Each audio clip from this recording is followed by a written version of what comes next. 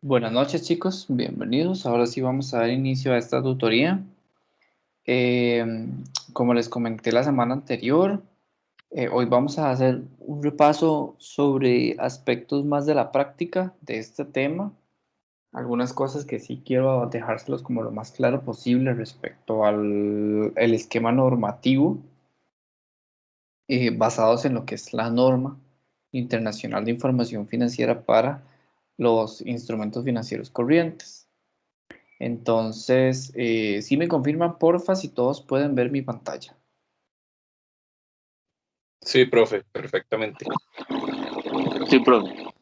De acuerdo. Sí, profe.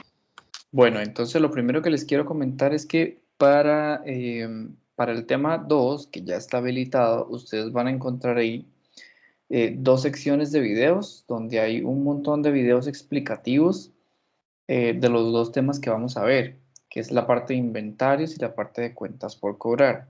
Sin embargo, yo voy a hacer ejercicios basados en lo que es la NIF y las prácticas que vamos a ir revisando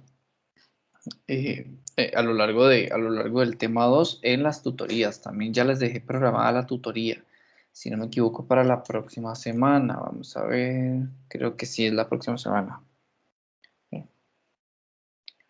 Sí, el martes 27 de abril. Entonces, de hoy en 8 nos volvemos a ver, pero ya de hoy en 8 vamos a revisar el tema 2, que es la parte de inventarios y de em, cuentas por cobrar o instrumentos financieros por cobrar.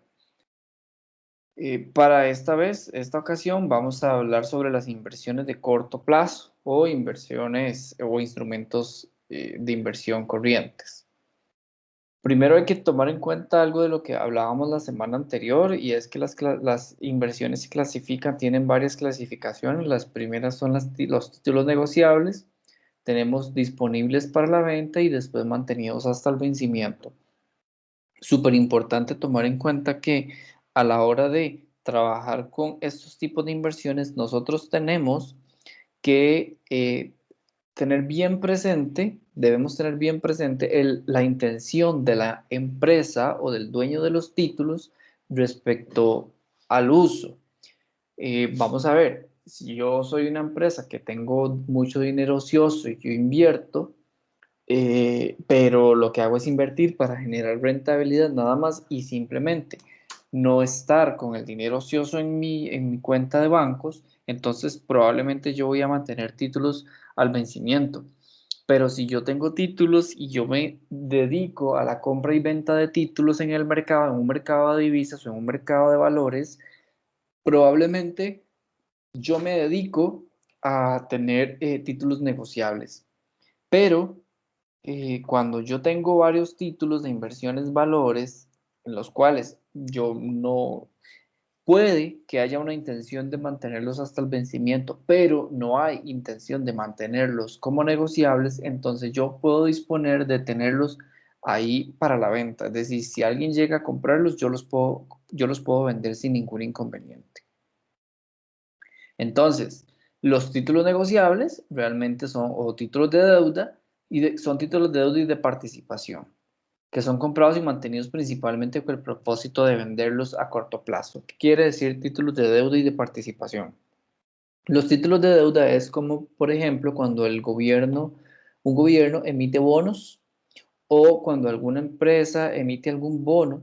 Y los de participación es cuando alguna empresa, alguna institución emite acciones en bolsa o emite acciones para que vengan compradores. Entonces, ese tipo de inversiones generalmente tienen una rentabilidad y las empresas realmente no se dedican a, eso, a mantenerlas. Hay mucha gente que va y compra acciones en bolsa y dice, bueno, voy a ir a comprar 3 millones de dólares de acciones en bolsa. En el momento en que la empresa crece un montón, las vende y entonces la persona obtiene una ganancia por esa venta. Esas son inversiones, títulos negociables y son inversiones que son realmente negociables. Por lo general son reportados a un valor justo de mercado. Quiere decir que al cierre de nuestros estados financieros yo hago una clasificación en donde yo determino cuál es el valor que tiene ese título en el mercado. Si el valor en el título es de 1.000.000 de colones, pero en el mercado ese título vale 1.500.000, supongamos una acción de la empresa, no sé, Facebook, que fueron las que subieron mucho últimamente. Yo compré una acción con un valor de 10.000 colones, pero actualmente esa acción vale, qué sé yo, 1.3 millones de dólares. Entonces, cuando yo la vendo, cuando yo la registro contablemente en mis libros, yo debo registrarla en 1.3 millones de dólares y no en 10.000 colones. Eso es lo que quiere decir esta frase. Y lo del famoso valor razonable o el valor neto realizable. Es decir, que yo voy a registrar a un valor en el cual, si en ese momento alguien me la compra o si yo la vendo, el precio que yo voy a recibir. Puede ser que me haya costado 10.000 colones, pero la gente lo que me está dando por esa acción o por ese título de valor o título negociable van a ser 5.000 colones. Entonces yo debo registrarlos. Con base en esto, existen también los títulos que son disponibles para la venta y realmente no son clasificados como hasta el vencimiento, sino que estos títulos son de deuda y suelen ser de patrimonio o algunos otros títulos negociables como las acciones o los bonos. Después tenemos esos que son disponibles para la venta y que son inversiones reportadas a un valor justo de mercado de igual forma, pero en el momento en que yo obtengo una pérdida o una ganancia por la venta de esas inversiones, yo tengo que registrarlas como una pérdida o como una ganancia en mi sección patrimonial. Es decir, si yo compré una inversión en 1.000 colones y la vendí en 900, esos 100 colones que yo perdí no los tengo que tirar como gasto. O sea, no los puedo reflejar en el estado de resultados, sino que los tengo que reflejar con una cuenta que se llama pérdida y ganancias no realizadas o realizadas en instrumentos financieros. Más adelante veremos un par de ejemplos. Entonces, estas pérdidas o ganancias no realizadas se incluyen en la utilidad neta para los títulos que están disponibles para la venta. ¿Qué quiere decir pérdida o ganancia no realizada? ¿Qué entienden ustedes por ese concepto, chicos?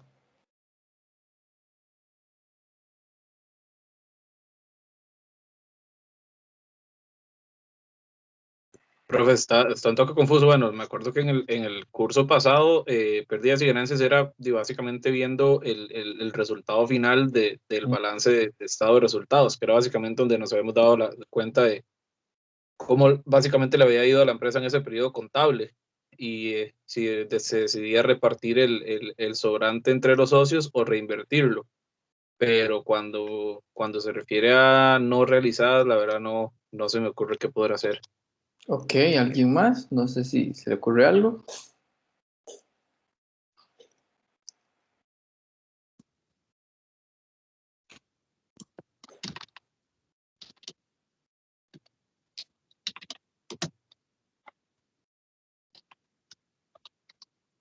No, vamos a ver. Entonces, cuando yo tengo una pérdida que es, o una ganancia que es no realizada, ¿verdad? Lo que quiere decir es que yo tengo una inversión, esa inversión tiene un inicio, ¿verdad? Y tiene un fin, es decir, una fecha de emisión y una fecha de vencimiento. Si yo compré esa inversión el 1 de enero y vence el 1 de diciembre, entonces, si a esta fecha, que puede ser, qué sé yo, junio, si a esta fecha yo digo, voy a vender la acción o voy a vender esta inversión y tenía un valor de 100, pero a esta fecha habían un valor de 90, entonces quiere decir que cuando yo vendo esta inversión, mejor dicho, a esta fecha, cuando yo hago mi balance de situación, mi balance general, yo tengo que registrar, según lo que me dice la norma de contabilidad, tengo que registrar al valor justo realizable o al valor neto realizable, es decir, al valor de mercado. En libros yo tengo que esa inversión vale 100, pero en el mercado dice que esa inversión vale 90. Quiere decir que yo estoy en menos 10 aquí. Entonces, yo como dueño de ese instrumento financiero, yo tengo que registrar ya sea o una pérdida o una ganancia, pero como este instrumento tiene una fecha de emisión y una fecha de vencimiento, esta pérdida que tengo acá de menos 10 es una pérdida no realizada.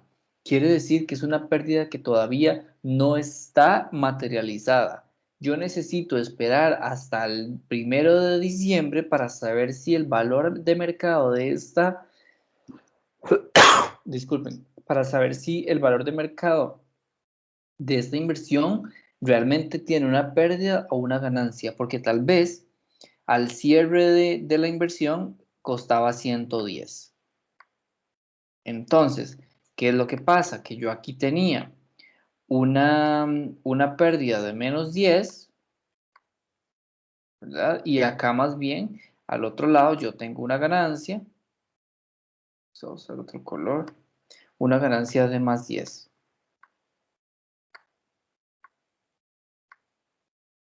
¿Qué quiere decir esto?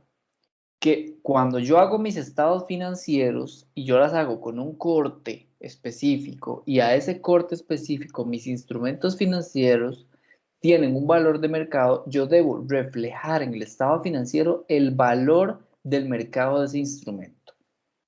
Si a la fecha de compra yo pagué 10 y a la fecha de emisión del estado financiero pagué 100, a la fecha de emisión del estado financiero valen 90, yo tengo que registrar esa pérdida, pero esa pérdida todavía no es oficial, porque esa pérdida yo necesito saber si realmente se va a convertir en una pérdida hasta que esa inversión venza.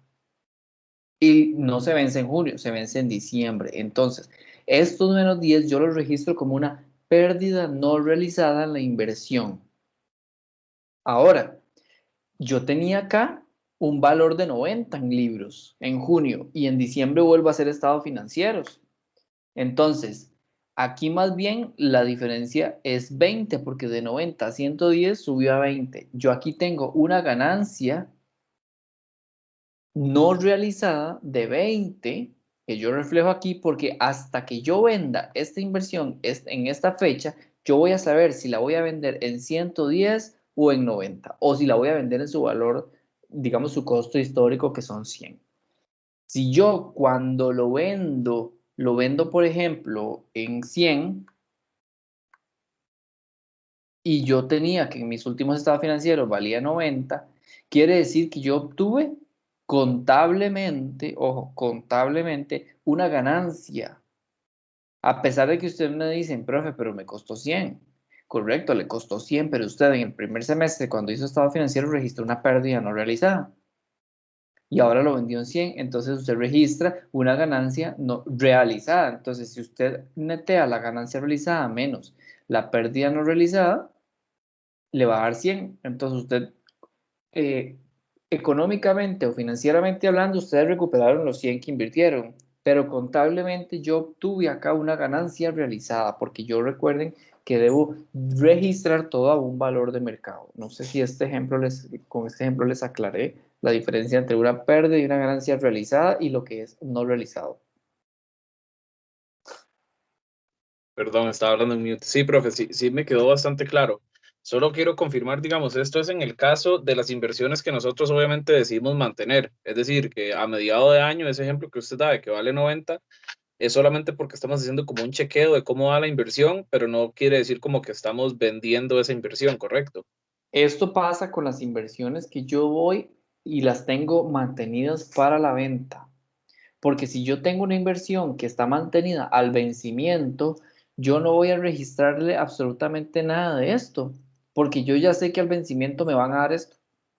Ajá, entiendo. No, pero mi consulta es como, o se orienta más al punto de que estos chequeos los estamos haciendo y estas inversiones aún no las hemos vendido. O sea, estamos como revisando cuánto valen nuestras inversiones en la posibilidad de que las vayamos a vender. Es Es decir, correcto. Estamos como actualizando los precios, algo así. ajá, Es correcto, actualizando precios no, haciendo las revelaciones Bueno, del actualizando el financiero. valor. Ajá, revelando en los estados financieros el valor real o el valor realizable de mis inversiones. Ok, perfecto. Recordemos que las empresas hacen estados financieros, es muy común hacer estados financieros anuales, pero las empresas pues, normalmente hacen estados financieros trimestrales. Una empresa grande hace estado financiero trimestral. No es posible una empresa tan grande, qué sé yo, como Walmart, que haga un estado financiero anual. Imagínense, tendrían que esperarse un año para saber la situación financiera de una empresa tan grande. Es prácticamente imposible, pero es una empresa tan grande que es imposible hacer un estado financiero mensual. Entonces hay empresas que deciden hacer estados financieros trimestrales. Y en el momento en que yo hago, supongamos que Walmart hizo estado financiero el 31 de diciembre del año anterior y Walmart dice, no, necesito hacer estado financiero al 30 de junio. Entonces al 30 de junio vayan y revisen las inversiones a saber si esas inversiones con respecto al mercado tienen una pérdida o una ganancia no realizada. Entonces, las inversiones que ya se vendieron se sacan de libros porque ya se vendieron. Las inversiones que se compraron se meten en libros porque yo las compré. Y las que tengo en libros en este momento las tengo que evaluar al valor de mercado. Ok, Entonces, yo las mido al valor de mercado y las reflejo en los estados financieros al valor de mercado. ok, perfecto, profe. Eso quiere decir que, digamos, en este ejemplo que usted da, si en julio vendiéramos esa inversión en esos 90 de valor, obviamente dejamos de rastrear esa inversión, es decir, no nos vamos a poner a revisar en diciembre cuánto hubiera valido esa inversión si no la hubiéramos vendido, eso nada que ver. Correcto, porque si yo en julio la vendí, yo en julio hago un asiento contable en donde yo saco de mis estados financieros o de mi contabilidad esa inversión. Ok, Entonces, a diciembre ya esa inversión no existiría. entiendo, perfecto, profe, gracias. Con mucho gusto. Vamos a ver, continuamos acá. Entonces, las clasificadas que son, digamos, mantenidas hasta el vencimiento son aquellos que realmente la empresa no tiene intención de venderlas, sino que las conserva ahí hasta el vencimiento. Es como cuando uno abre un ahorro en los bancos y dice, bueno, yo voy a abrir un ahorro de aquí a diciembre para pagar el marchamo del carro. Entonces, ya usted sabe que es hasta diciembre. No lo va a gastar porque ya usted sabe que es hasta diciembre. Las inversiones en títulos de deuda que son mantenidas hasta el vencimiento son reportados al costo amortizado en el balance y no a su valor de realización. ¿Qué quiere decir esto? Si nosotros tenemos los títulos de deuda negociables y los mantenidos para la venta, yo los reflejo al valor de mercado. ¿Para qué sirve? Díganme ustedes, tal vez si lo logran entender de esta forma. ¿Para qué sirve que una empresa cambie el valor de sus instrumentos financieros en el estado financiero al valor de mercado? ¿Para qué creen ustedes que sirve eso?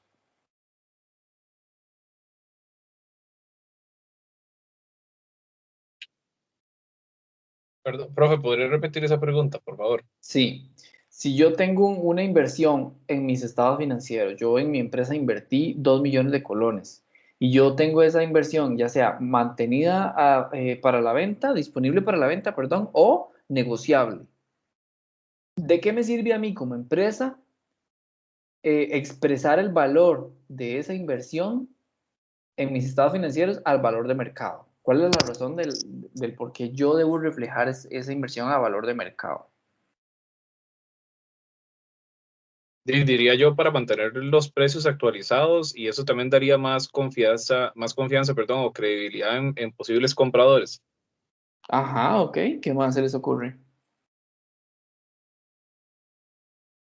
No sé si tal vez las empresas tendrán que pagar algún tipo de impuesto por esas inversiones que tenga.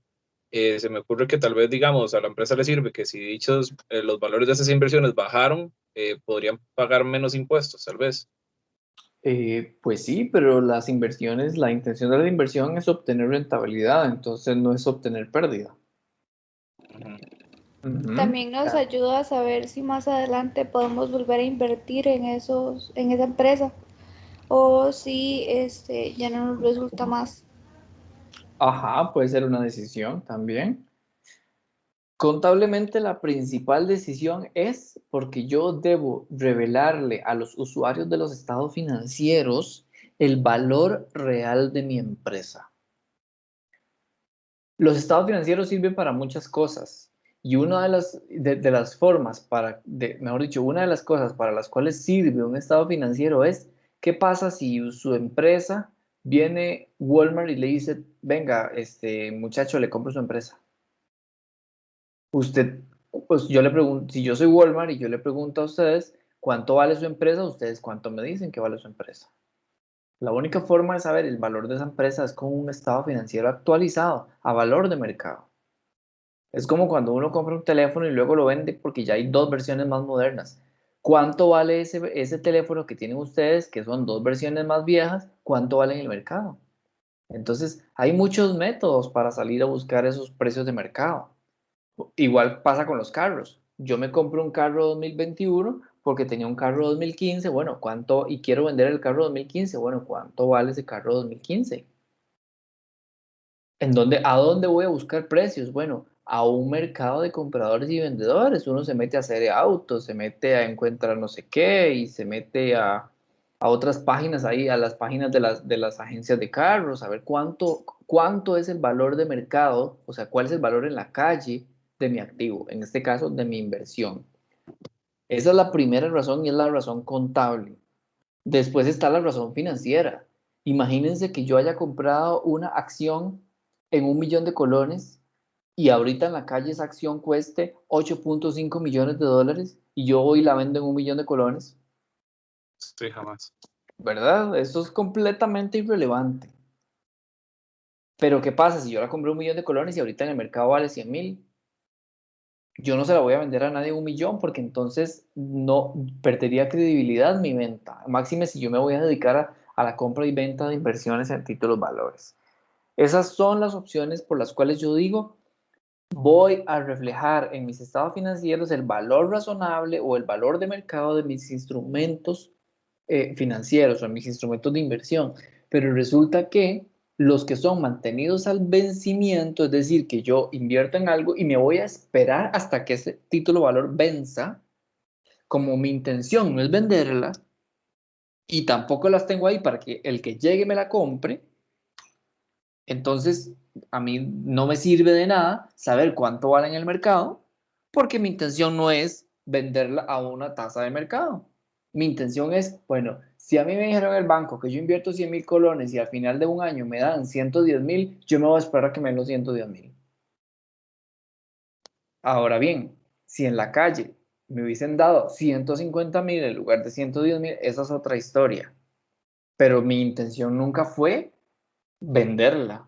Mi intención siempre fue, no, yo me voy a esperar hasta que venza. Prefiero recibir los 10.000 fijos antes de estar perdiendo. Porque no se sabe si se va a perder. Cuando nosotros tenemos inversiones mantenidas disponibles para la venta o con intención de venta o negociables, realmente nosotros vamos a trabajar en un mercado que es muy especulativo. Es como la gente que se dedica a comprar y a vender moneda extranjera. Eso es un mercado súper especulativo, porque no hay cosas claras. A veces dicen, mira, no, es que el Banco Mundial dice tal cosa, el Fondo Monetario dice la otra y el Banco Central dice esto, pero resulta que el mercado se comportó diferente. Entonces, yo puedo utilizar muchos métodos predictivos para poder calcular utilidades futuras o ganancias no realizadas, pero realmente el mercado se comporta completamente diferente. Entonces, esa es la razón por la cual dentro de las tres clasificaciones de inversión, la inversión que es o los títulos de deuda mantenidos al vencimiento se registran a su costo histórico o, mejor dicho, al costo en que yo lo compré. Si me costaron 1.000, los registro en 1.000. Y cuando decimos costo amortizado es que si al final del año yo voy a recibir 1.100 colones, yo voy a ir registrando esos 100 colones de intereses, los voy a ir registrando mes a mes de manera amortizada. Entonces, si tienen que pasar 12 meses para yo poder obtener 100 colones de más, yo agarro esos 100 entre 12 y registro ese porcentaje, ese monto de interés, un interés ganado o interés por cobrar mensualmente. Para yo registrar en mis estados financieros de que yo tengo un interés ahí que voy a ir ganando poco a poco, que es un interés por cobrar o un interés no ganado todavía. ¿Ok? ¿Dudas? No, todo bien, profe. Súper.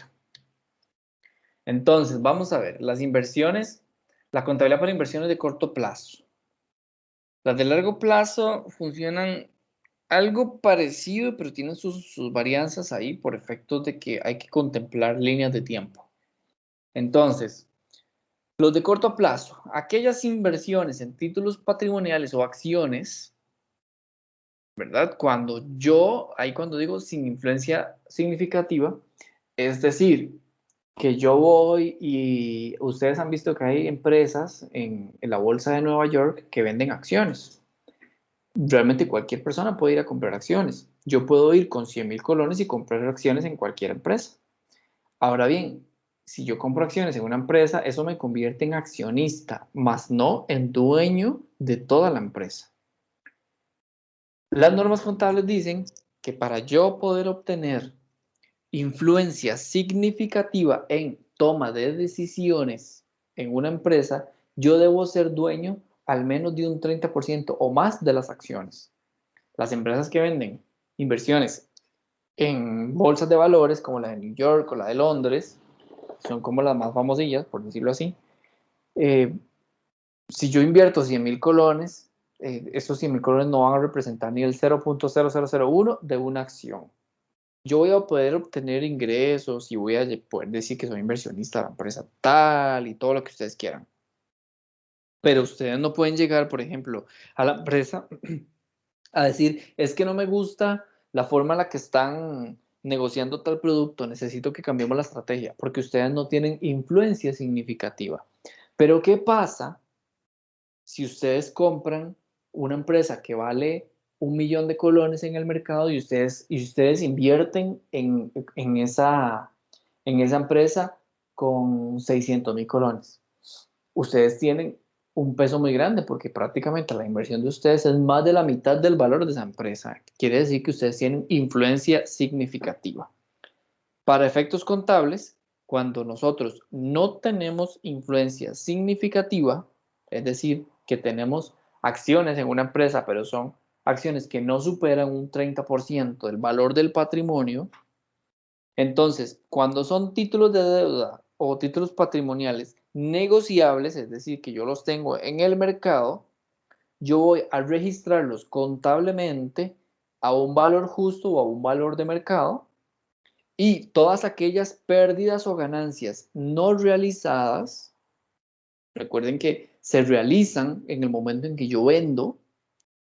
Si yo no vendo, entonces ahí siguen como no realizadas hasta que se venzan, si es que tienen vencimiento. Yo las voy a registrar a la utilidad neta, es decir, la voy a registrar a resultados. Básicamente lo puedo tirar casi como un gasto. Entonces yo voy y toco mi estado de resultados. Entonces la pérdida o ganancia no realizada en títulos patrimoniales o en acciones negociables, yo voy a registrarla en la sección de utilidad en mi estado de resultados.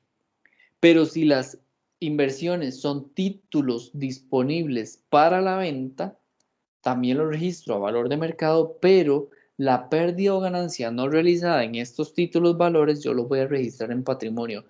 En la parte de patrimonio, uno está en el balance general, tiene sus activos, luego va al pasivo, después sigue el patrimonio. En el patrimonio normalmente nosotros ponemos el capital social, después ponemos la utilidad o la pérdida del periodo, entonces luego ponemos una cuenta contable que se llama pérdida o ganancia no realizada en inversión en acciones. ¿Ok? ¿Tenemos duda en esa parte?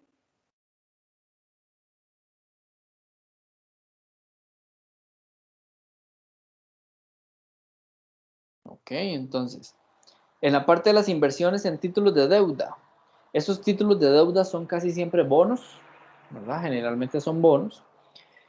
Pasa exactamente lo mismo. Si son negociables, los registro a valor de mercado, y la pérdida o ganancia no realizada las registro en utilidad, es decir, en la sección patrimonial, en la parte de balance general o balance de situación. Pero cuando son disponibles para la venta, además de registrarlos a valor de mercado, yo registro esa pérdida o ganancia no realizada en el patrimonio. Inversiones de títulos de deuda y participación negociables. Entonces, la inversión es inicialmente registrada al costo. ¿Qué quiere decir? Que si yo compro un título valor que en la calle a mí me costó $1.000.000, yo lo tengo que registrar al costo. ¿Ok? Pero si yo lo compré en $1.000.000, pero realmente el documento dice que vale $500.000. Entonces yo lo tengo que registrar a 500.000. Y después, cuando yo hago el registro para reportarlo en mis estados financieros, yo lo registro, yo lo revelo al valor de mercado o a su valor de realización. Entonces yo tengo que registrar una ganancia o una utilidad no realizada en instrumentos o títulos de deuda. Estas pérdidas o ganancias no realizadas son reportadas en resultados del periodo, es decir, en el estado de resultados. Y los ingresos por intereses o dividendos, así como ganancias y pérdidas realizadas en ventas, en las ventas de estos títulos de deuda o de las participaciones en las empresas, se incluyen en la utilidad neta en el periodo corriente. Quiere decir que si yo durante el 2020 invertí 100.000 colones en una empresa y los vendí, entonces los intereses que yo recibí por esa inversión los registro como un ingreso por interés en mi estado de resultados o los dividendos que me dieron. Pero si yo vendí esas inversiones o esos títulos de deuda, yo la ganancia que obtenga o la pérdida que tenga la tiro a mis estados de resultados como a una utilidad o como una pérdida en ese periodo. No lo puedo hacer ni antes ni después, a pesar de que la deuda la haya comprado 5 años antes. Si la vendí en el 2020, tengo que registrarlo en el 2020. ¿Ok? Esa es parte del principio del devengo. Veamos acá unos ejemplos. Si una empresa compra los siguientes títulos el 30 de abril del 2005 como inversión en títulos negociables, entonces yo compro 150 acciones comunes de la compañía a 30 por acción. Yo compro 200 acciones, compro 200 acciones comunes de la compañía B a 50 por acción.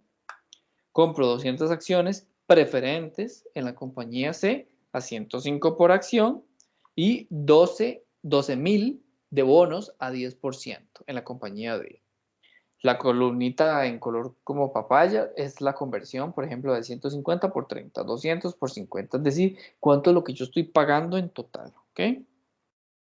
Entonces, a mí lo único que me dice es cuántas acciones estoy comprando, qué es lo que estoy pagando. Al final, yo estoy pagando 37.000. Aquí le puse colones, puede ser cualquier otra moneda, la que ustedes quieran.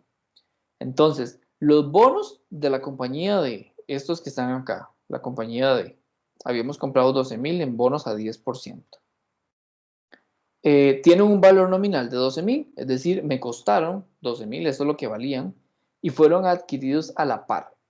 ¿Quién de ustedes quiere intentar adivinar qué significa este concepto de a la par?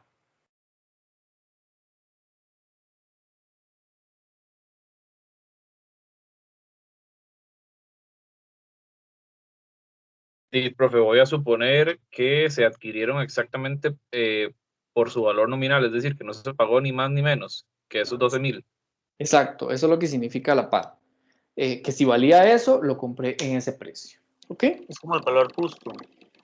No, el valor justo es el valor realizable y el valor justo puede ser superior o inferior a valor nominal. ¿Ok? Si yo les vendo un iPhone 5 en este momento y yo se los vendo en 500.000, eso no es valor justo. Eso es un valor con prima. Quiere decir que estoy pagando de más, porque en la calle un iPhone 5 vale, qué sé yo, 80.000 colones, pero se los vendí en 500.000. Entonces ustedes pagaron 380.000 o ¿cuánto es? 420.000 de más. ¿Ok? Entonces, valor justo es el valor de mercado. Entonces, en el ejemplo me dice que fueron adquiridos a la par, es decir, en 12.000. Pagan intereses de 10% cada 31 de mayo y 30 de noviembre. A la fecha de compra tienen 5 meses acumulados de intereses por 500. Quiere decir que se emitieron probablemente el 31 de mayo y ya pasaron 5 meses. ¿Cómo sería un asiento contable? Yo primero registro las inversiones en títulos negociables de todo lo que yo compré aquí, los 37,000, pero me dice que esos bonos ya tenían 5 meses acumulados de intereses. Entonces, yo tengo que registrar mi inversión en títulos negociables, que son los 37,000 que yo pagué. Y hay 5 meses de intereses que yo tengo que cobrar en algún momento, que son 500. ¿Por qué? Porque el vendedor me dijo, suave toque, yo se los vendo, pero es que estos bonos ya tienen 5 meses. Esos 5 meses hay que ver qué hacemos porque esos 5 meses yo no los voy a perder. Entonces, cuando yo como empresa que compra estas acciones o estos bonos, registro esto, yo tengo que cobrar esos 500, ¿ok? Tengo que cobrárselos al dueño original porque ese dueño original, él dijo, yo quiero que me paguen esos 5 meses de intereses mientras yo los tuve. Entonces, yo al final al dueño le estoy pagando 37,500. Cuando el bono, este bono que tenía aquí, venza, yo hago la reversión de estos 500 porque yo los estoy pagando de más. Ya después cuando me los reintegran a mí, yo hago la reversión. ¿Ok? Entonces, dice que los intereses acumulados en bonos de la compañía D al 30 de noviembre del 2004 al 31 de mayo del 2005, teníamos que al 31 de mayo del 2005 yo recibí 600 porque ya me pagaron, acordemos lo que decía acá, que pagan intereses cada 31 de mayo y 30 de noviembre. Entonces, si los bonos se emitieron el 30 de noviembre del 2004, al 31 de mayo del 2005 ya toca pagar intereses. Entonces, yo recibo esos intereses el 31 de mayo del 2005, que son 600 en caja o en bancos, y yo por aquí tenía mi asiento de cuentas por cobrar. Entonces yo reverso mis cuentas por cobrar porque ya yo no las tengo por cobrar, ya las recibí, y registro el mes que si estuvo conmigo, lo registro como un interés ganado o un ingreso por interés. ¿Ok? ¿Entendieron este juego de los asientos contables y los cálculos? Sí, profe, solo para confirmar, este sería el asiento para la empresa que está vendiendo esos bonos, ¿correcto? Este es el asiento para nosotros que acabamos de comprar estos bonos. Yo los compré y yo pagué 37,000. Pero resulta que la empresa que me lo vendió a mí, la compañía D, que fue quien me lo vendió, me dijo, suave, los bonos ya llevan 5 meses conmigo. Entonces, esos 5 meses son míos. Yo no se los voy a regalar a usted. Entonces, cuando yo hago el registro de la compra de esos 37,000, la compañía D me está cobrando esos 5 meses a mí. Entonces hay que desembolsar 37,500 por los Es, 500. es correcto. Entonces, por eso yo aquí desembolso en caja o en bancos, desembolso 37,500. Que Correcto. 37,000 son de títulos negociables, porque eso es lo que valen, y estos intereses por cobrar, ¿a quién se los cobro? A la empresa de cuando los bonos paguen intereses. Y en el siguiente, bueno, son 5 meses. Evidentemente, el sexto mes es nuestro. Es correcto, así es como Nosotros solo funciona. estamos como devolviendo los 5 meses y luego ya después pagamos los 5 meses y el resto es ganancia. Es correcto, entonces estos intereses por cobrar, yo tengo que cobrárselos a la empresa. Y aquí, cuando ya esta empresa me los paga, me paga los 600 de intereses, que son los 6 meses. Entonces yo agarro esos 5 meses que no eran míos, los devuelvo. Vean que pongo interés por cobrar al haber, y el interés por cobrar es una cuenta de activo. Entonces, como es de activo o al debe, y cuando yo lo pongo al haber, lo que estoy haciendo es reversando, ¿verdad? Si todas las cuentas de activos suman al debe y yo las pongo al haber, entonces lo que estoy haciendo es reversando un activo o restando el activo. Y esos otros 100 que me sobran son el mes que sí están conmigo, esos bonos, entonces esos 100 sí son intereses ganados míos. Y esto sí es un interés ganado o un ingreso por interés. Y como los ingresos van a ver, entonces lo pongo acá en el crédito. ¿Ok? Vean aquí el calculito. El bono me costó 12,000 por el 10%. Y ellos pagan intereses cada 6 meses. Entonces, la fórmula es por 6 meses entre un año. Y así es como yo calculo los 600. ¿Ok?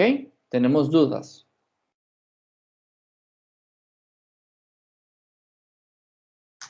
¿Sí quedó claro este asiento contable? Sí, profe, solo para confirmar, digamos, en este caso, en este ejemplo que usted está dando,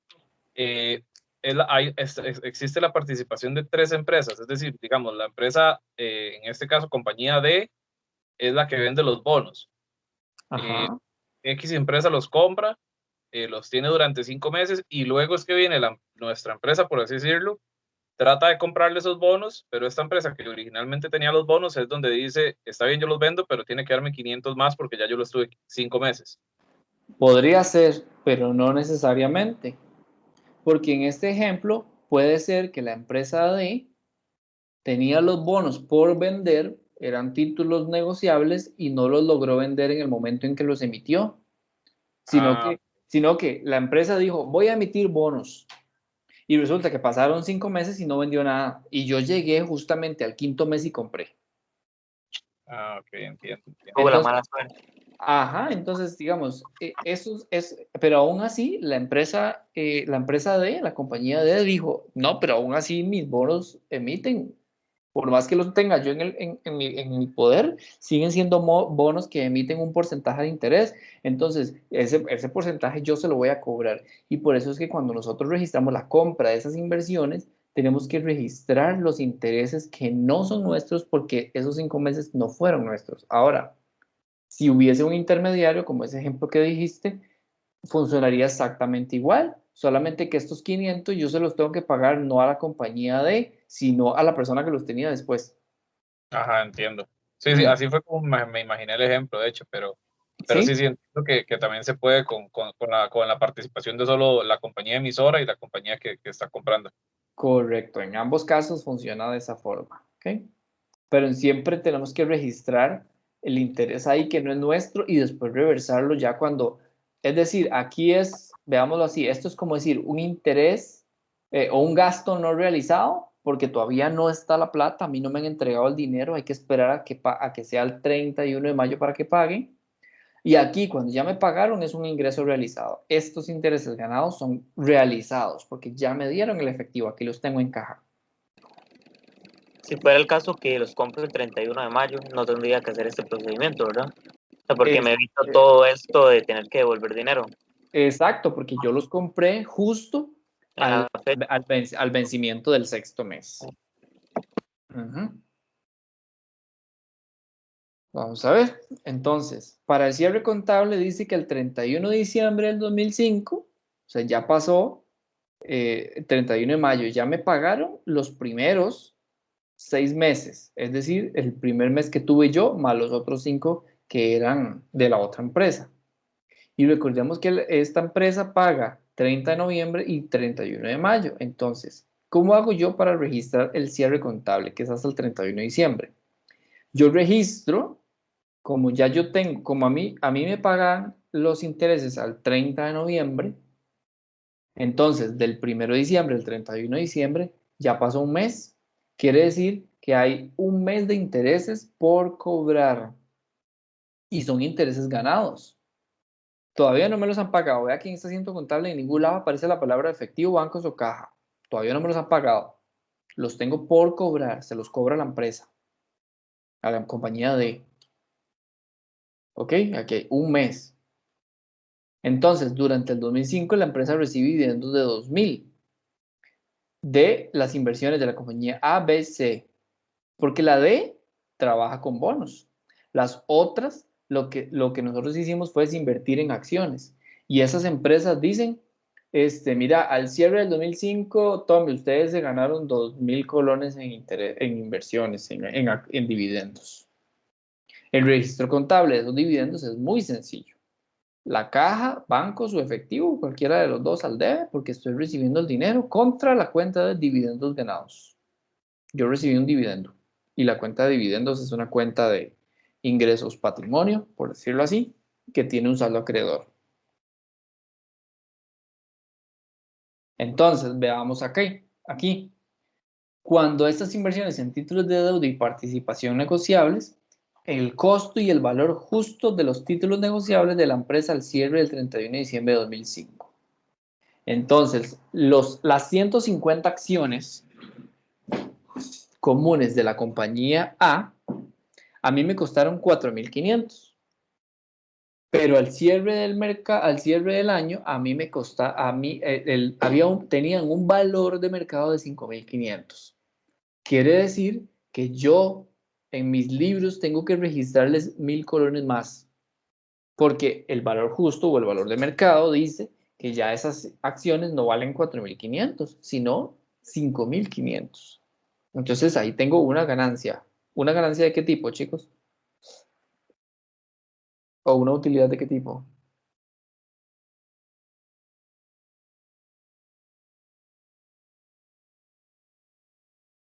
No reportada, algo así. No realizada. No realizada. Sí, no realizada. Luego me dice que las 200 acciones de la compañía B, que me costaron 10.000, estas 200 acciones, ahora tienen un valor de mercado de 9.500. Más bien perdí aquí. Perdí 500. Dice que las 100 acciones de la compañía C valían 10.500 y que ahora más bien valen 12.000. Entonces gané 1.500. Y los bonos, antes a mí me habían costado 12.000, pero ahora en la calle valen 13.000. Quiere decir que yo estoy teniendo acá un cambio acumulado en su valor realizable o en su valor justo, valor de realización de 1.000. Entonces, yo hice una inversión inicial de 37.000 en títulos de deuda o participaciones en empresas, pero el valor razonable dice que ahora vale 40.000. Entonces, yo debo registrar en mi contabilidad 40.000. Mis inversiones tienen que llegarse a reflejar como 40.000, no 37.000, porque en la calle el valor de mercado dice que eso vale 40.000, no 37. Entonces tengo que registrar estos 3.000 para llegar a los 40. ¿Cómo se hace? Yo tengo una inversión en títulos negociables, ¿ok? Es una cuenta de activo, inversión en títulos negociables, le aumento el valor de mi inversión en 3.000 para que en libros pase de 37.000 a 40.000. Imagínense la cuenta T, yo tengo en el debe, tengo 37.000 y para poder reflejarlos en 40.000, yo les sumo esos 3.000, los hago un asiento contable donde pongo 3.000 al debe y voy a utilizar la cuenta que se llama ganancia no realizada en títulos negociables. Esa ganancia no realizada, yo la coloco al haber porque probablemente va a ser un ingreso o probablemente va a ser algo que me afecte patrimonio, mis cuentas de patrimonio. Entonces, tienen un saldo acreedor. ¿Ok? ¿Entendimos este asiento?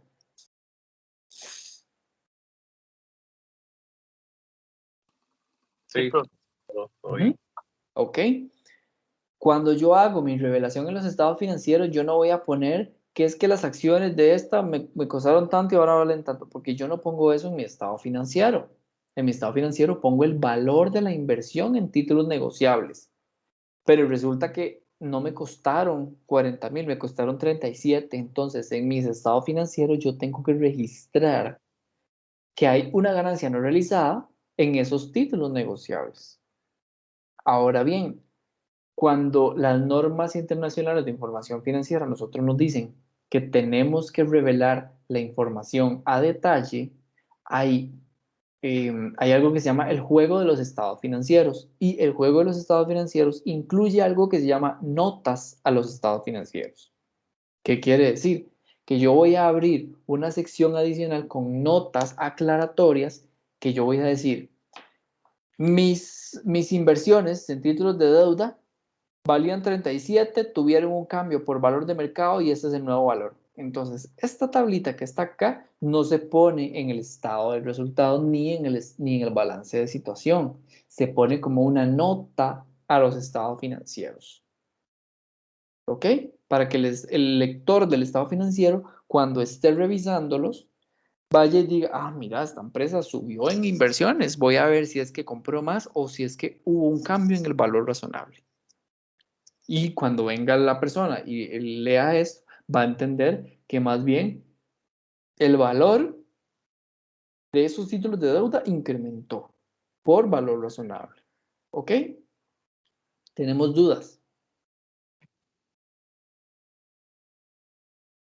Todo en orden, profe. Súper. Esto es cuando hablamos de ganancias no realizadas. Pero ¿qué pasa si más bien al siguiente mes, al siguiente año, yo ya registré acá 2005, 31 de diciembre de 2005, pero el 31 de diciembre de 2006, más bien el valor de mercado que yo lo tenía el año pasado en 40.000, este año me baja a 38.000. Entonces yo debo registrar un cambio en este valor razonable de menos 2.000. Es decir, yo tengo que reflejar en mis estados financieros ya no 40.000, sino 38.000. Entonces tengo que hacer un asiento de ajuste para reflejar 38.000. ¿Cómo se les ocurre a ustedes que puede hacer ese asiento de ajuste? ¿Qué cuentas usan? Y si antes reportamos la ganancia no realizada como un ingreso, en este caso yo lo trataría de reportar como un gasto. Ajá, ¿cómo sería el asiento entonces?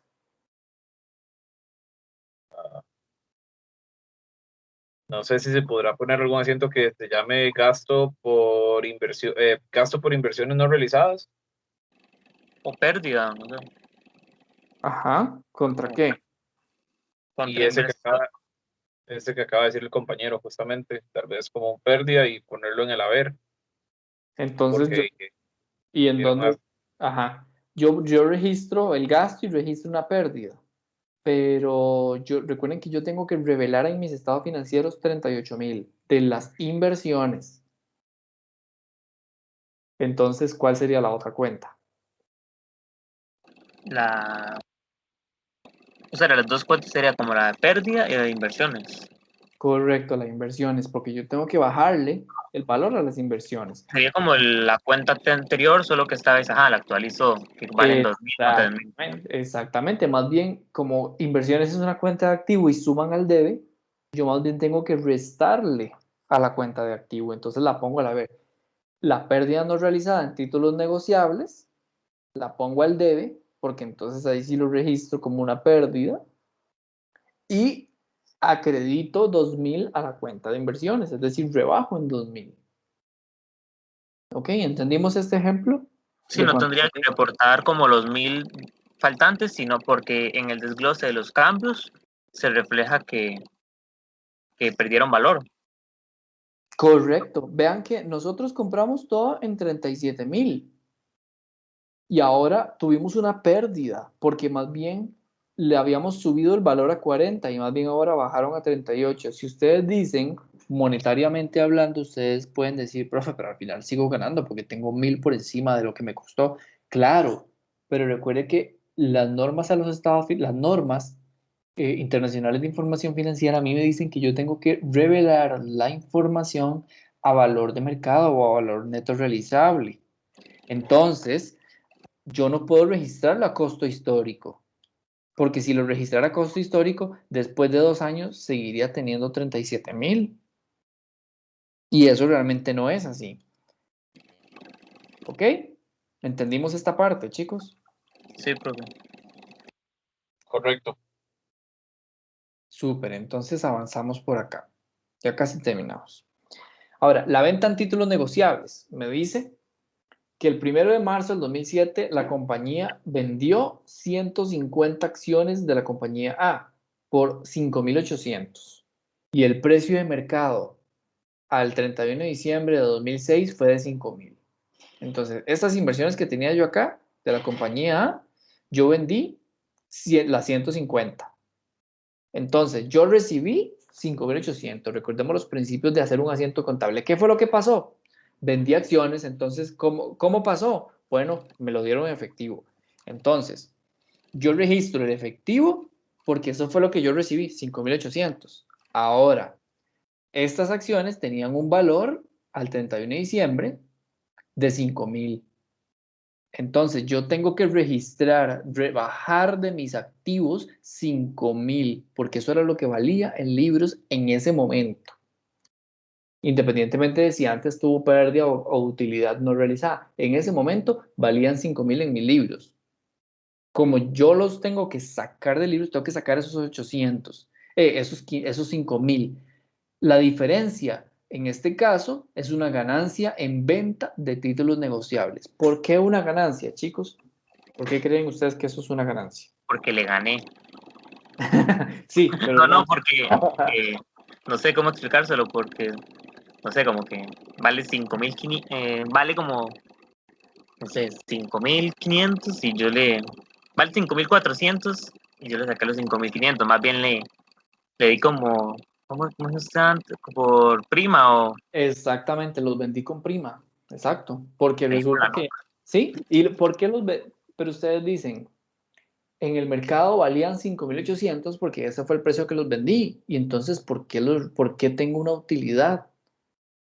¿No era mejor hacer un ajuste contable, pasarlos a 5.800 y luego venderlos en 5.800?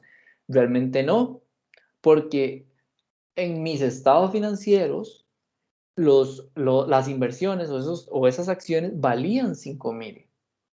Y yo las vendí en la calle en 5.800. Ahora, si ya esas acciones ya no son mías, ustedes verán qué hacen con esas acciones. La otra persona que las compró tiene que ver si las registra con un descuento, con una prima o a la par. Ellos verán cómo lo registran. Pero como yo los vendí en 5.800 y en mis libros valían 5.000, yo tengo que registrar una ganancia en la venta de títulos negociables. Esta ganancia es una ganancia realizada. ¿Por qué es realizada? Porque ya me dieron el efectivo. Si a mí no me los hubieran dado, como en el caso de los bonos, porque vencen en tal fecha, entonces era una ganancia no realizada. Pero en este caso es una ganancia en la venta de títulos negociables. Y listo. ¿Ok? ¿Entendimos este ejercicio? Correcto. todo bien. Ok, vamos a ver. Bueno, parece que ya lo terminamos acá. Vamos a hacer un ejemplo a la inversa. ¿Qué pasa? Vamos a escoger aquí el color azul. ¿Qué pasa si más bien la empresa los vende en 5.000 y el valor de mercado o el valor libre era 5.800? ¿Cómo sería el asiento contable? Ponemos caja, igual, pero en este caso por 5.000. Correcto. Pondríamos pérdida en venta de títulos negociables por 800, igual al debe, y en el haber pondríamos inversiones en títulos negociables por 5.800. Correcto. Justo así sería el asiento contable. ¿Ok? Los 800 estarían en el debe, ¿verdad? En el debe porque es una pérdida, lo tenemos Un exactamente. patrimonio. Exactamente, es una pérdida. Y pues la lógica de la ecuación contable, que si yo vendí una inversión, ¿verdad? En 5.800, No le sacó beneficio. no, ¿verdad? 5.800, ahí No salió malísimo. rentable al final. Exactamente. Esto era el valor neto realizable, ¿verdad? Es decir, en lo que valía en libros. Pero resulta que yo lo vendí en 5.000, entonces en caja yo tengo que registrar acá los 5.000, ¿verdad? Los 5.000. Entonces me quedan 800 ahí guindando. Si valían 5.800 y yo los vendí en 5.000, automáticamente eso es una pérdida. Entonces, la ecuación contable, o mejor dicho, la ley de la partida doble me dice que todo débito debe tener un crédito. Entonces me hacen falta débitos para poder igualar a este crédito. Quiere decir que yo registro acá la pérdida, ¿verdad? La pérdida por los 800.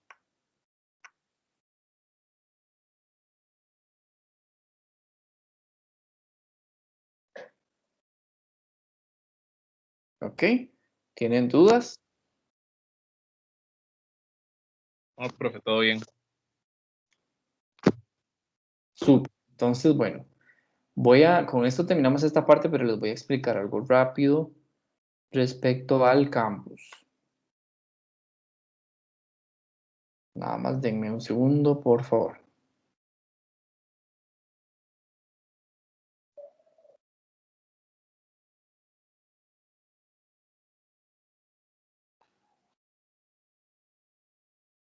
Ok, me informan cuando pueden ver. En este Listo, profe, momento ya estamos en el Listo. campus. Ok, súper. Bueno, en el tema 1, como ustedes vieron la vez anterior, en el tema 1, acá yo les amplié el plazo para mañana, entonces para que puedan entregar las cosas mañana. Igual les queda todo el material, la sesión de la vez pasada grabada. Hoy por la noche les voy a dejar la sesión de hoy grabada también para que la tengan y la puedan repasar cuando ustedes quieran. Como ven, ya tienen habilitado el tema 2. En el tema 2 vamos a enfocarnos en cuentas y documentos por cobrar y la sección de inventarios. No existe una norma contable que hable de cuentas y documentos por cobrar como tal. No hay ninguna que se llame así. Por eso es que no les he colocado ninguna, pero las normas a mí me dicen muchos procedimientos a usar. Así que les he colocado acá la norma internacional de contabilidad 2, inventarios. Esta es la norma más reciente de la edición 2020, para que ustedes la tengan. Profe, no existe, no sé, un resumen de todas las notas. De Usted nos había todo, dicho que es un libro de 800 páginas. sí, es grandísimo, sí. Hay el Al resumen, yo menos sé, tener como algunas presentes, como las más significativas o las que tienen mayor, o sea, las que las que más se presentan en los casos. realmente todas. Vean. Es más, de contabilidad, las normas contables, se dividen en 3 libros. Entonces voy a compartirles esto para que lo vean. Nada más denme un segundo para modificar acá la pantalla. Ok. Entonces, esto que está aquí, que ustedes están viendo, es más, vea, este documento tiene 2301 páginas. Y esta es la parte A de las Nada más. normas. Sí, esta es la parte A de las normas. Hay 3 libros de las normas. Entonces, las normas se clasifican en varias secciones. Aquí está. Están las normas, el marco conceptual de las normas, que eso es literalmente eso, un marco conceptual, es algo referente. Cuando uno trabaja en contabilidad, uno dice, bueno, primero váyase a las normas. Si no encontró nada en las normas, váyase al marco conceptual. Si no dicen nada el marco conceptual, váyase a los principios contables. Y si los principios contables no dicen nada, use las mejores prácticas. Esto es algo confuso, chicos, es muy confuso. ¿Por qué? Porque resulta que hay situaciones contables pero tan confusas que a veces las normas no las incluyen. Y por eso es que han venido creando y creando y creando y creando normas. Por ejemplo, las NIC, que son las iniciales, las que habían normalmente. Hasta el momento, ustedes dicen 41, o sea, hay 41, no, realmente no. Vea que está la 1, la 2, la 7, la 8, la 10. Las que no hay aquí, los numeritos que no hay es porque las han ido quitando. Porque crearon las NIF. ¿Ves? Que son las normas internacionales de información financiera. Y resulta que las NIF sí van en orden.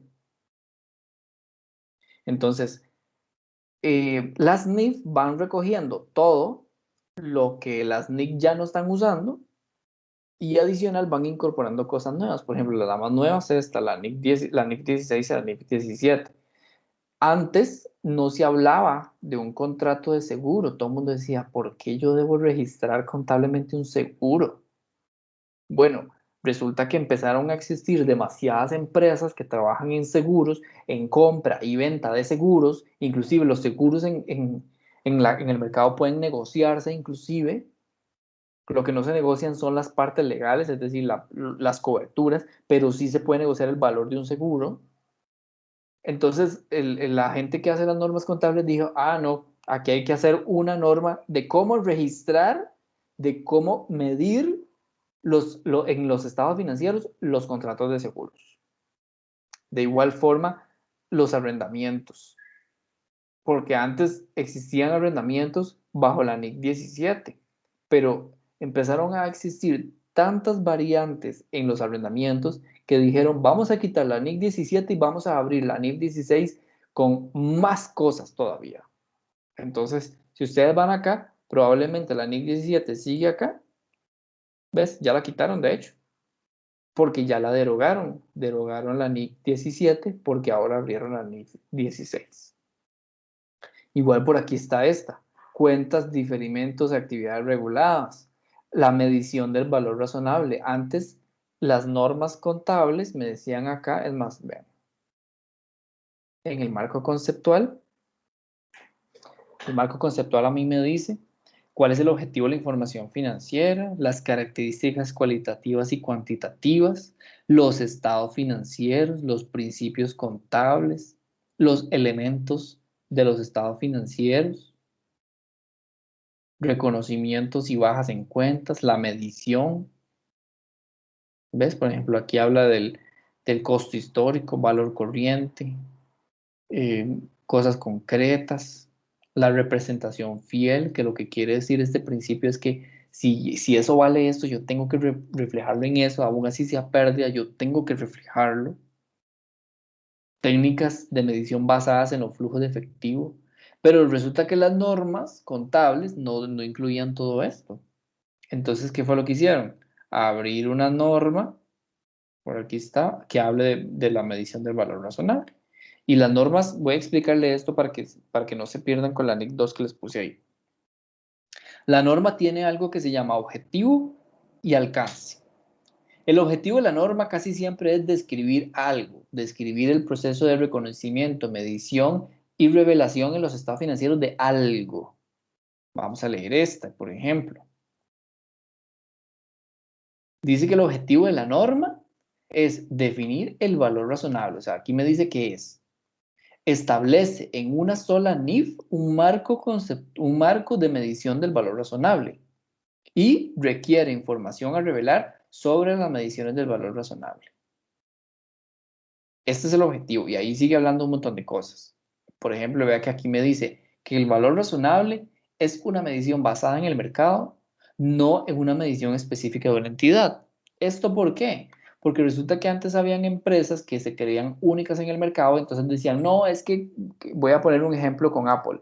Apple decía, no, es que como yo hago los mejores teléfonos a nivel mundial, el valor de mercado se fija con base en mis teléfonos. Bueno, la gente que hace las normas contables dice, bueno, qué dicha que ustedes son únicos en el mercado, pero es que eso es mentira, porque hay otras empresas que también venden teléfonos.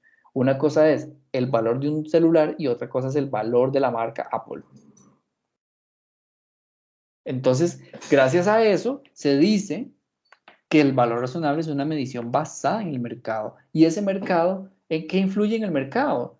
Una serie de compradores y vendedores en donde los compradores están dispuestos a pagar un precio específico y los vendedores están dispuestos a recibir un monto específico por un bien o un servicio que se venda.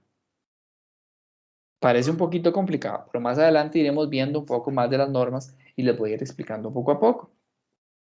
Por aquí también explica el alcance.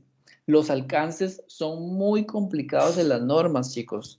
Si yo le pregunto a ustedes, para ustedes, ¿qué es un alcance? ¿Qué me pueden decir? Si yo les digo, por ejemplo, el alcance de la Ley General de Salud, ¿cuál creen ustedes que es el alcance que tiene la Ley General de Salud? Y básicamente lo que esa ley cubre, o básicamente el alcance sería para todas aquellas personas que esa ley aplica. Todo lo que Correcto. cubre. Correcto. Pero resulta que los genios que hacen las normas contables dicen que el alcance va a ser todas las cosas que las otras normas no hacen. Entonces vean acá, vean lo confuso que a veces es. Dice que esta NIF se aplicará cuando otra NIF requiera o permita mediciones de valor razonable o información a revelar sobre mediciones de valor razonable. Entonces uno dice, suave toque, ¿qué es esto? Entonces la NIF no me está diciendo que aplica a esto, más bien me está diciendo que cuando otra norma ocupe valor razonable, venga a esta. ¿Cómo lo ven? ¿Confuso? Sí, un poco, claro. Totalmente, y todas son así. Por eso les digo, yo les voy a subir el documento, pero en las siguientes tutorías yo les voy a hablar un poco más práctico todo este alboroto teórico que ustedes ven acá. Vean qué dicen. Por acá también dice, en el valor razonable o en la información a revelar. Ojo lo que dice, excepto por lo que especifican los párrafos 6 y 7. Entonces, dice el párrafo 6, los requerimientos sobre la medición e información a revelar en esta norma no se aplican en estos casos, y aquí dicen cuáles no. Y en la 7 dice, la información a revelar requerida por la NIF no se requiere para los siguientes elementos. Y luego dice, si el valor razonable se requiere o permite por otras NIF, el marco de medición de valor razonable descrito en esta NIF se aplicará en medición inicial y posterior. Entonces, aquí es donde, esta es ya uno que está un poco más metido en la parte contable la logra entender diferente, pero cuando uno empieza a estudiar las normas, uno dice, pero entonces, ¿a qué aplica? ¿Cuál es el alcance de esta norma? Porque me dice que esta norma no aplica a esto y tampoco aplica a esto. Aplica a todas las otras normas que ocupen valor razonable. Entonces, para yo saber cuándo se ocupa valor razonable, necesito ir a revisar las demás. Yo no puedo, con base en este alcance, yo no puedo asumir que si yo me dedico a vender caballos de reproducción, porque yo los reproduzco y los vendo, que el caballo lo voy a utilizar a valor, lo voy a medir a valor razonable. Yo no puedo asumir eso. Para eso yo tengo que irme a la norma contable que habla de agricultura. Y si la norma contable de agricultura dice que yo tengo que medir mis activos a valor razonable, entonces me vengo a la NIF 13 y uso las características de medición de valor razonable de la NIF 13. Si la norma de agricultura me dice que use costo histórico, entonces la NIF 13 no me alcanza.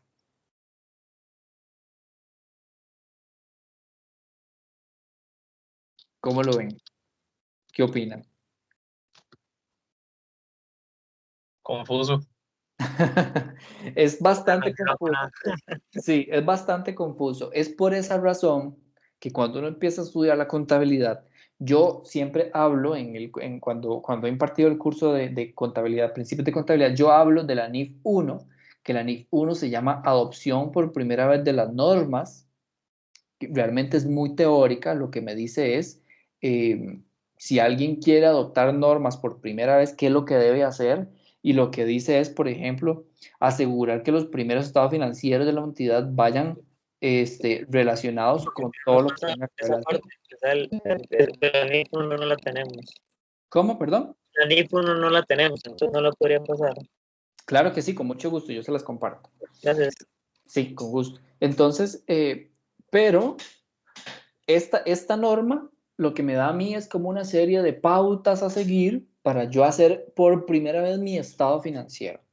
Lo que pasa es que muchas empresas no hacen un estado financiero hasta que, digamos, una empresa pyme no hace un estado financiero salvo que ocupe pedir un préstamo a un banco, o bien las empresas grandes ya tienen años haciendo estados financieros. Entonces, esta norma se aplica muy poco porque las empresas cuando empiezan sus operaciones comerciales rara vez hacen estados financieros estructurados con base a las NIF. Entonces, yo hablo generalidades de esta norma, yo con gusto se las voy a compartir, pero yo siempre me enfoco en la norma 1, que se llama presentación de estados financieros. Vea que inclusive hasta tiene otro formato. Por ejemplo, esta norma me dice, véanlo aquí, que esta norma establece las bases para presentar estados financieros, ¿verdad? Para asegurar que estos sean comparables, tanto en estados financieros de la misma entidad, con periodos anteriores, como con otras entidades. Esto quiere decir, en otras palabras, el principio contable de la comparabilidad, que yo debo ser capaz de agarrar el estado financiero de Pepsi y compararlo con el de Coca-Cola, porque son empresas del mismo sector, entonces yo puedo decir, bueno, los costos fijos de Pepsi están 2% por encima de los costos fijos de Coca-Cola. ¿Y por qué para mí es fácil o por qué para mí es importante hacer esa comparación? Porque si yo soy inversionista, con base en los estados financieros, yo puedo tomar decisiones de dónde voy a invertir, si me voy a la Florida o me voy con la gente de Pepsi. Claramente yo no voy a comparar los estados financieros de Florida con los de el Hospital Cima, porque no son estados financieros que tengan cuentas parecidas. Aún así, los estados financieros hechos base NIF, yo podría decir, bueno, es que los estados financieros del Hospital Cima son más rentables que los de la Florida. Y esa comparación yo sí la puedo hacer, porque si ambos están con base en, en el marco conceptual o en las NIF, para mí es más fácil estar seguro de lo que se está revelando. ¿Ves? Y dice que una entidad aplicará esta norma al preparar y presentar estados financieros de propósito de información general a las normas internacionales de información financiera. En otras NIF se establecen otros requerimientos. ¿Ves? Y una vez me está diciendo, otras NIF pueden requerir otras cosas. Aquí dice, similarmente, las entidades que carecen de patrimonio, tal como lo define la NIC 32, y las entidades cuyo capital de acciones no es patrimonio. Entonces, aquí dentro del alcance, me está diciendo de que si yo tengo una entidad que carece de patrimonio, me tengo que ir a la NIC 32, porque la NIC 1 no me va a servir. Igual acá, para cuando se presenten estados financieros separados. Entonces tengo que irme a la NIC 27. No me puedo quedar en la NIC 1 porque la NIC 1 no alcanza lo que dice la NIC 27. Y así pasa con todo. Vamos a ver por encimita, digamos, la NIC 2 es inventarios. Vamos a buscar un índice para que se den una idea. La NIF 1, adopción de las normas por primera vez. NIF 2, pagos basados en acciones. NIF 3, combinación de negocios. Qué sé yo, que yo compre Walmart y compre McDonald's. Entonces yo como dueño quiero ver un solo estado financiero. Bueno, la NIF 3 me dice las pautas a seguir para combinar negocios.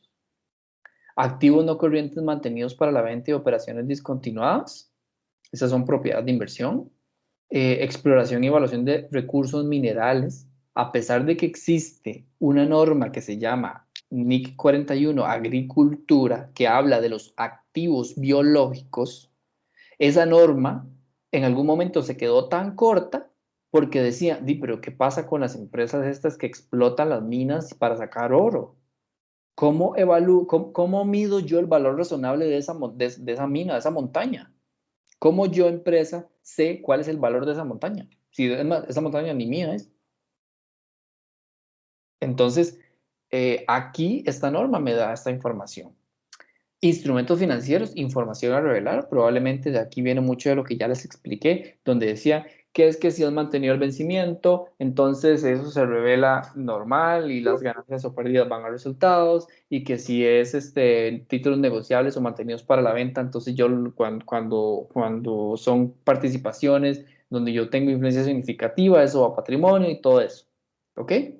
Segmentos de operación, instrumentos financieros, estados financieros consolidados. Hay empresas que tienen un grupo de empresas. Entonces, esas, por ejemplo, Walmart de Centroamérica es dueño de Maxi Palí, más o menos Walmart. Entonces, hay un estado financiero para cada uno de ellos, pero Walmart Centroamérica dice, no, yo quiero ver todo junto. Entonces, esta norma me dice a mí los procedimientos para yo consolidar esa información y no duplicar. Acuerdos conjuntos, participación en otras entidades, valor razonable, actividades reguladas, contratos con clientes, arrendamientos, contratos de seguro. Luego vienen las NIC, que estas son las que generalmente vamos a ver en este curso. Estados financieros, inventarios, flujos de efectivo, políticas contables. Por ahí en el curso siguiente vamos a hablar mucho de esta. Hechos ocurridos después del periodo en que se informa, es decir, si yo ya sé el estado financiero, si necesito hacer un ajuste contable que me afecta mis balances, ¿cómo hago para hacer eso? Aquí esta norma me lo dice. Impuesto a las ganancias. Este impuesto a las ganancias me dice cómo hago yo una conciliación contable y tributaria. Propiedad, planta y equipo. ¿Cómo evalúo, registro y revelo información de propiedad, planta y equipo, beneficios ampliados, contabilidad de subvenciones de gobierno? Imagínense, vea todo lo que contemplan las normas. Moneda extranjera. ¿Qué pasa si yo tengo una empresa en China y entonces tengo otra en España, tengo otra en Estados Unidos, pero mi casa matriz está en Costa Rica, entonces yo tengo que convertir todos los estados financieros a colones. Moneda extranjera no quiere decir dólares, moneda extranjera es, si yo estoy en Perú, mi moneda local son los soles. Entonces, el peso colombiano sería una moneda extranjera.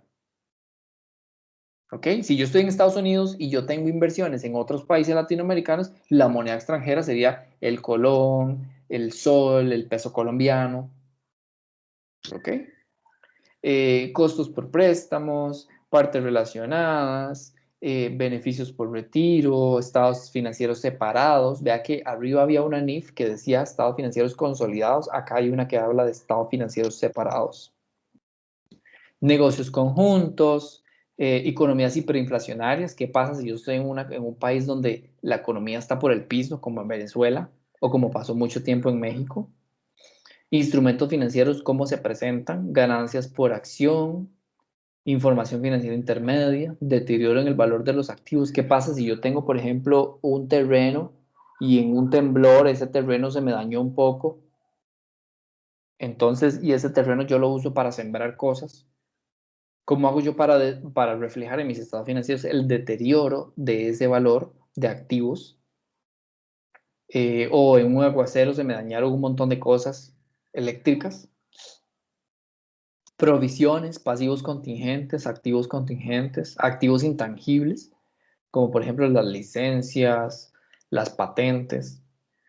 Instrumentos financieros, reconocimiento y medición. Vea que por aquí está la presentación, aquí está reconocimiento y medición. En algún momento, cuando hicieron la NIC 32, jamás se les ocurrió pensar que deberían de hacer otra norma para reconocer y medir los instrumentos financieros, porque vea que inclusive en medio de la 32 hay un montón más.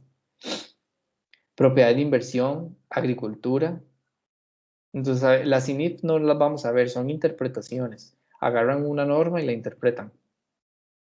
Entonces, vean que realmente las normas son muy grandes, chicos, son bastante grandes. Por este curso vamos a ver algunas, no vamos a ver todas, por supuesto, no nos da chance. Para poder ver todas hay que llevar un curso grandísimo, los colegios de contadores, o estudiar toda una carrera de contabilidad.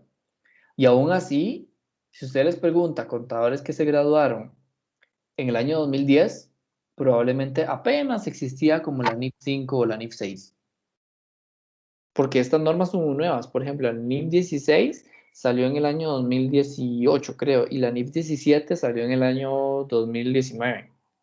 La 17. Vamos a ver si viene acá la fecha. Es más, ¿ves?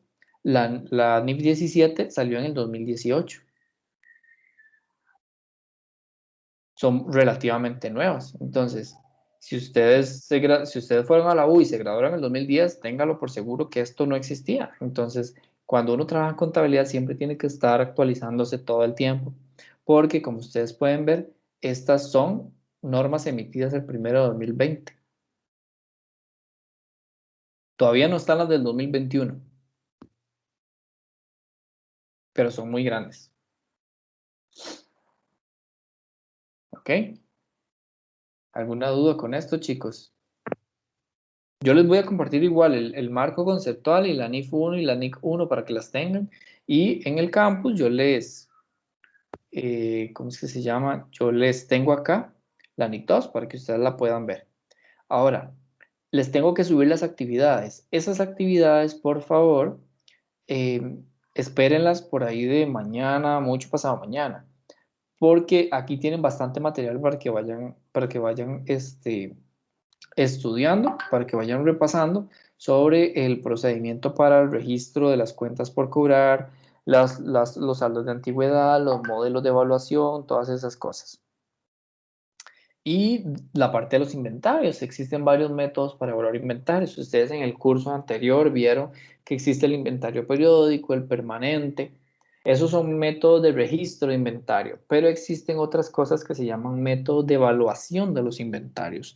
Y en este curso vamos a ver esos métodos de evaluación y los vamos a registrar, ya sea bajo el método perpetuo o el método, el periódico. ¿Ok? Entonces, vayan revisando por favor esto. Si tienen alguna duda con la tarea del tema 1, me escriben, pueden utilizar el Kaizala para poder escribirme, o si no, entonces suben las tareas sin ningún inconveniente porque cierro mañana. ¿Tienen alguna duda, chicos? ¿Algo que quieran abordar? Sí, profe, Profe, yo una de hecho consulta. Ah, bueno, tranquilo. disculpa, adelante, Perdón. adelante, tranquilo. Sí, Ok, gracias. ¿Hay alguna posibilidad de que usted nos pueda dejar como más prácticas o algo así por el estilo para ver otras, la materia, pero en otras circunstancias? Es que yo siento que con la tarea no se practica lo suficiente. Y a mí sí me gustaría como, no sé, ver otro tipo de cosas y para ver si surge alguna duda o algo por el estilo. de acuerdo, está bien. Voy a buscar más ejercicios ilustrados, donde venga con todo el procedimiento para que también lo puedan entender. Muchísimas gracias. Con mucho gusto. Y, profe, yo de hecho sí tenía un par de dudas con lo que sería la tarea. No sé si las podemos tocar por acá. Claro, vamos a ver. La tarea aquí. Ajá, la dos, exacto.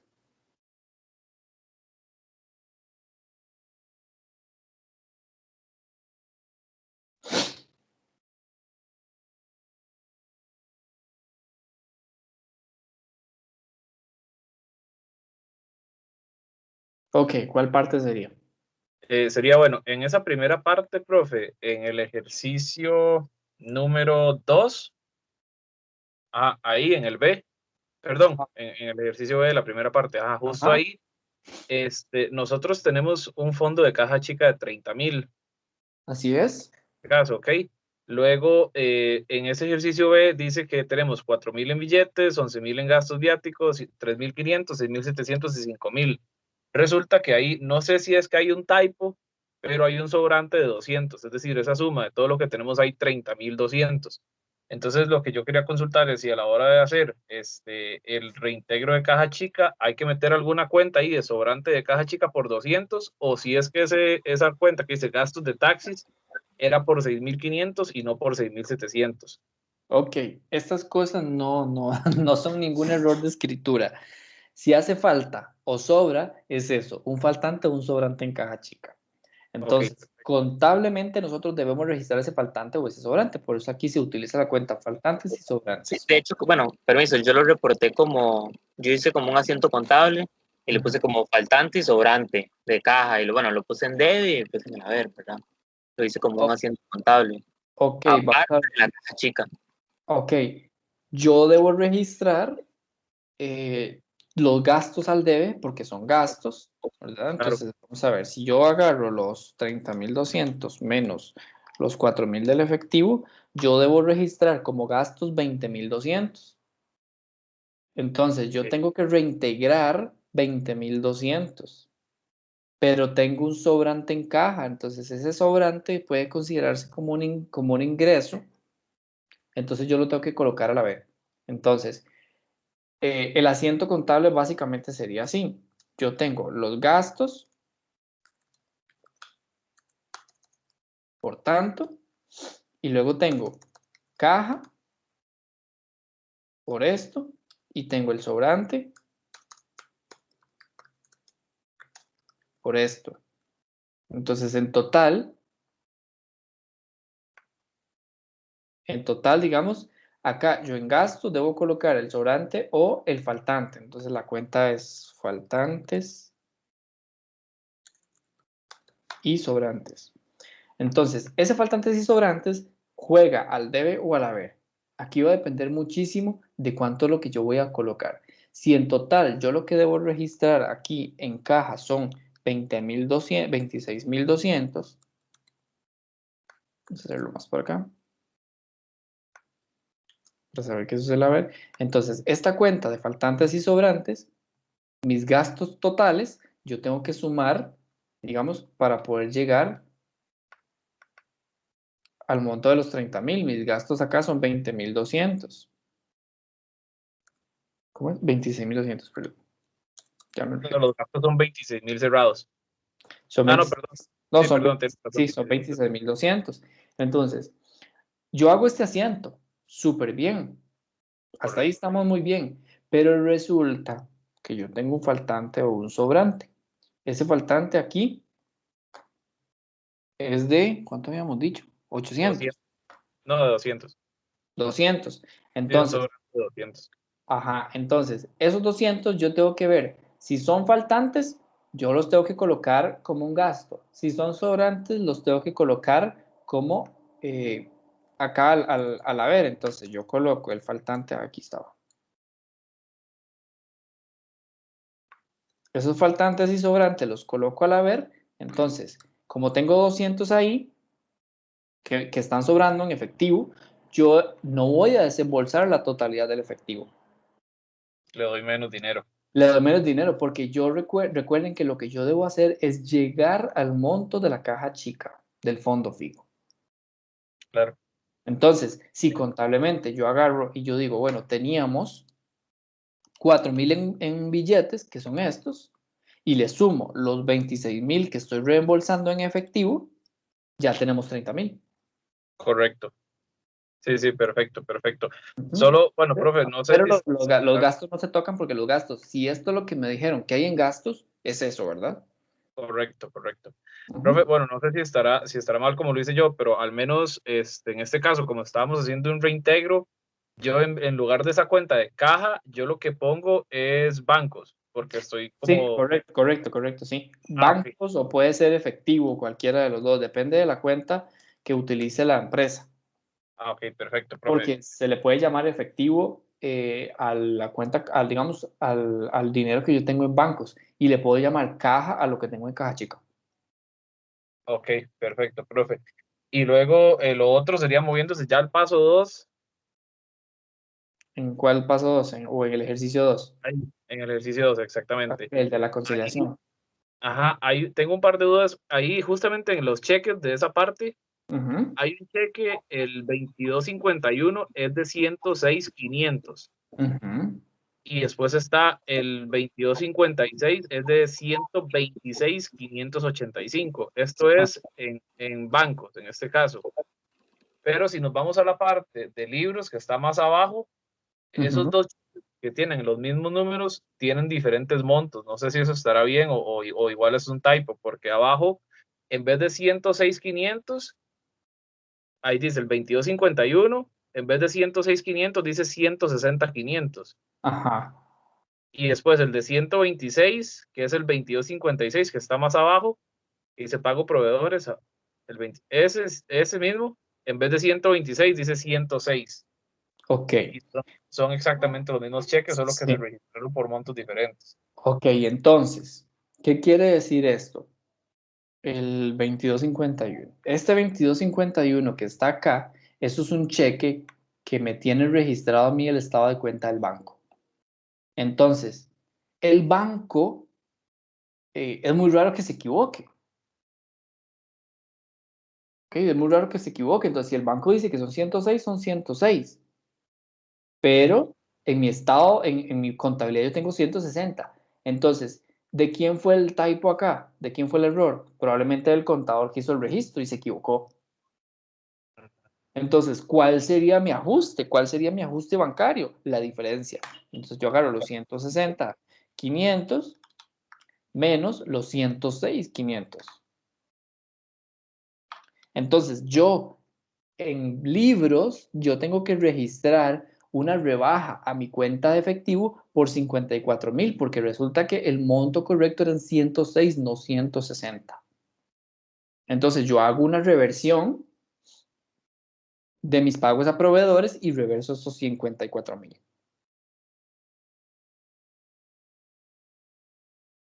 No sé si me di a entender. Sí, en ese caso tendría que hacer un asiento en el cual meto pago a proveedores, lo aumento en el debe y efectivo lo resto, lo meto a la vez. No, al revés, porque en efectivo realmente lo que yo gasté fueron 106,000, pero en mis libros yo había puesto 160, o sea, más bien registré más. Entonces, tengo que hacerlo al revés, tengo que devolver efectivo a mi cuenta y más bien rebajar el gasto de proveedores, porque el gasto de proveedores realmente no eran 160, eran 106. Sí, entiendo Ujú. perfectamente. Imaginemos que ese es el asiento contable. Yo tengo acá el asiento que son gasto a proveedores, voy a ponerlo aquí, supongamos que esta columna es el debe y esta es el haber, y entonces yo pongo acá efectivo. Entonces pongo 160. 500. Este es mi asiento contable. Pero como yo me equivoqué, porque no eran 160, eran 106, entonces más bien yo lo tengo que hacer al revés. Yo registro primero el efectivo, porque tengo que devolverme 54,000 para poder llegar a los 106, y pongo y rebajo el gasto, bueno, o los pagos a los proveedores. ¿En cuánto? En 54,000, porque contablemente yo registré mal el gasto del pago de proveedores. Y por eso es que el banco tiene una diferencia con respecto a nosotros. Nosotros, Ok. sí, cuando hacemos conciliación bancaria debemos tratar de asumir que lo que tiene el banco es correcto, porque a veces, bueno, no sé si ustedes han llegado alguna vez a hacer depósitos a los bancos y llegan con efectivo y los muchachos de caja le dicen a uno, muchacho, aquí hay tanto, y uno dice, de ahí, está bien, esto es lo que hay, me equivoqué. O me dieron otro monto, ¿verdad? O como cuando uno llega a pagar algo y le dice, muchachos, son tantos, y usted dice, no era tanto, no, eso es lo que hay en el sistema, hay que creerle a lo que está el sistema. Entonces, debemos asumir que lo correcto es lo que está en bancos. Por eso siempre es bueno empezar con bancos, porque lo que está en bancos, eso es lo que está, no hay forma de cambiarlo, salvo que de verdad haya un error en bancos, pero eso es algo muy grave. Si hay un error en bancos es algo gravísimo. Y hay Como que... que hayamos registrado algo en la empresa que no hemos enviado al banco. Es correcto. Si el banco lo tiene y yo no lo tengo, lo registro. Si el banco lo tengo y yo no lo tengo, entonces lo omito, salvo que sean diferentes como en este caso, porque yo lo tengo en bancos y lo tengo en libros, pero resulta que el libros está incorrecto. Entonces yo tengo que hacer un ajuste por error en libros. Ok. ¿Ves? Entonces hago un ajuste por error en libros, ya no ajusto 160, porque yo en ningún momento puedo ajustar 160 de guarde.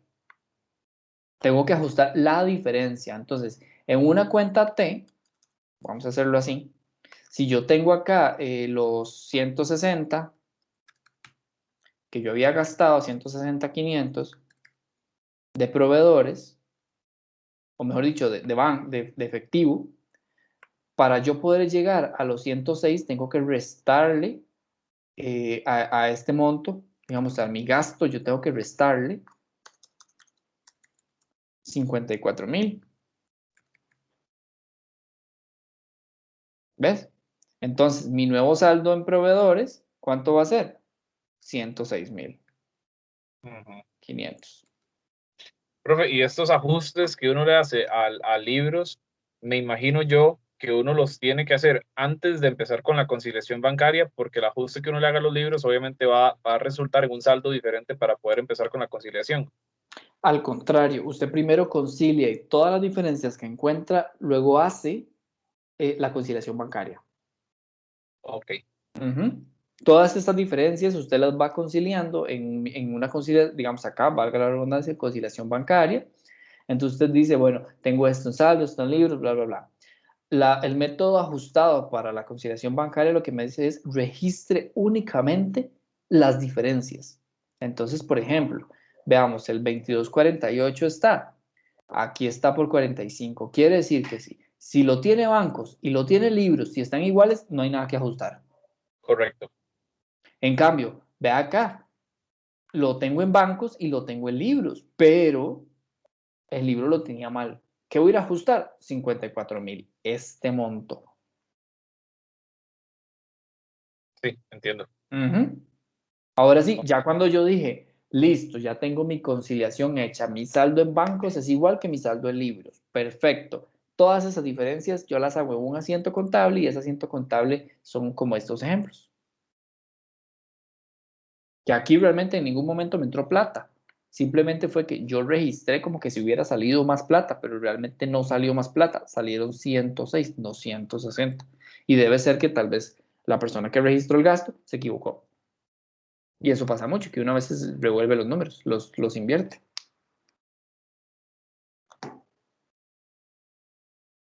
Sí, profe, perfecto. Muchas gracias. Ahí nos por haber explicado. Súper bien. Bueno, chicos, ¿Alguna otra duda? A los demás les quedó claro esto también?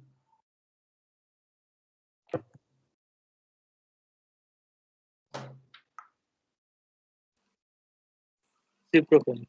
Gracias. Súper, entonces, bueno, los voy a agregarles más ejercicios para que ustedes también vayan viendo. Voy a tratar de hacer ejercicios, digamos, yo haciéndolos en un Excel grabados para que ustedes los tengan ahí como ejemplo de cómo se hacen. Y les voy a subir otros ejemplos para que ustedes vean cómo se realizan también, ya digamos escritos, y otros adicionales a la tarea para que los tengan ahí y puedan practicar más. ¿Les parece? Perfecto, profe, muchas gracias. Entonces, No, pura vida. con mucho gusto. Y entonces les recuerdo que eh,